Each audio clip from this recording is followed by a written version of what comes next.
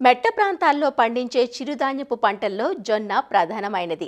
తక్కువ భూసారం కలిగిన నేలల్లో తక్కువ నీటితో జొన్న పంటను 3 కాలాల్లోనూ పండించుకునే అవకాశం ఉంది.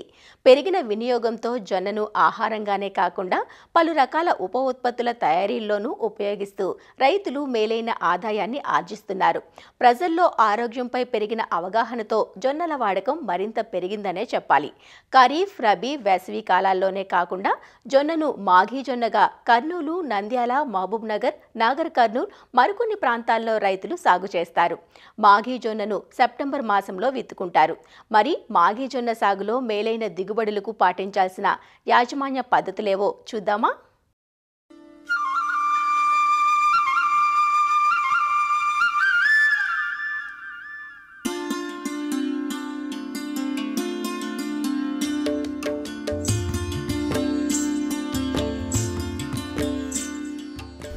తెలుగు రాష్ట్రాల్లో చిరుధాన్యపు పంటగా జొన్నకు ఎంతో ప్రాముఖ్యత ఉంది.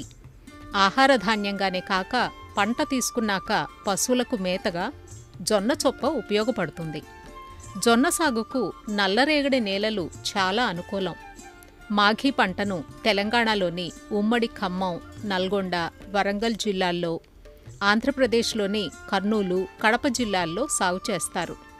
ఆగస్టు చివరి వారం నుంచి సెప్టెంబర్ 2వ పక్షం వరకు మాఘీ జొన్న విత్తుకోవడానికి అనువైన సమయం.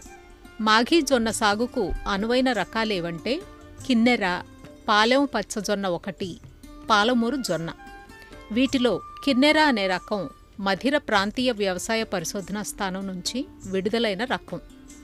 110 నుంచి 120 రోజుల్లో పంటకాలం కలిగిన తెల్లగింజ రకం. ఎకరాకు 13 నుంచి 15 క్వింటాళ్ల గింజ దిగుబడి, 25 నుంచి 30 క్వింటాళ్ల చొప్ప దిగుబడిని ఇస్తుంది. ఈ మాఘీ సమయంలో పచ్చజొన్న రకాలను కూడా సాగుకు ఎంచుకోవచ్చు. పాలెం ప్రాంతీయ వ్యవసాయ పరిశోధనా స్థానం నుంచి విడుదలైన రకం పాలెం పచ్చజొన్న 1. దాదాపుగా 3 నుంచి 3.5 మీటర్ల పొడవు పెరిగి నాణ్యమైన గింజ దిగుబడితో పాటు చొప్ప దిగుబడిని కూడా ఇస్తుంది.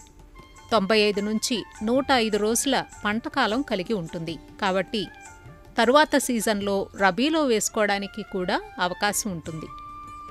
పాలమూరు జొన్న అనే రకం 2015లో విడుదలైంది. ఇది తెల్లగింజ రకం.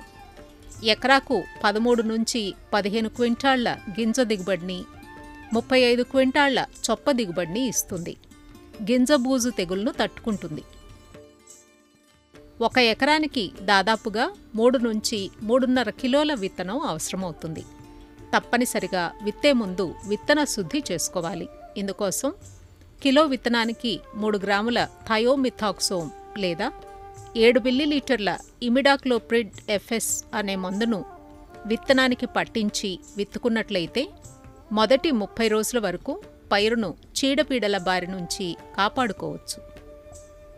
ప్రధాన పొలాన్ని 2-3 సార్లు బాగా దుక్కి దున్ని, వరుసల మధ్య 45 సెంటీమీటర్లు, వరుసల్లో మొక్కల మధ్య 10 నుంచి 12 సెంటీమీటర్ల ఎడం ఉండేలా వరుసల్లో విత్తుకోవాలి.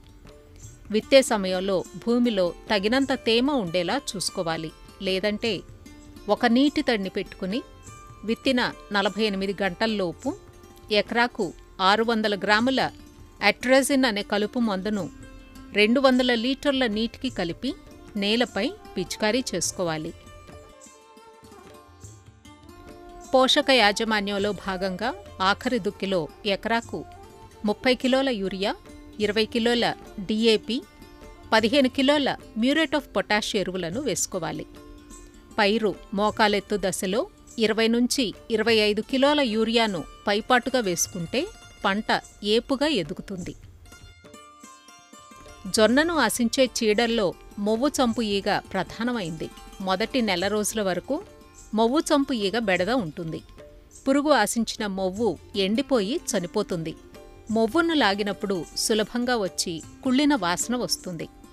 నివారణకు తప్పనిసరిగా విత్తన శుద్ధి చేసుకోవాలి.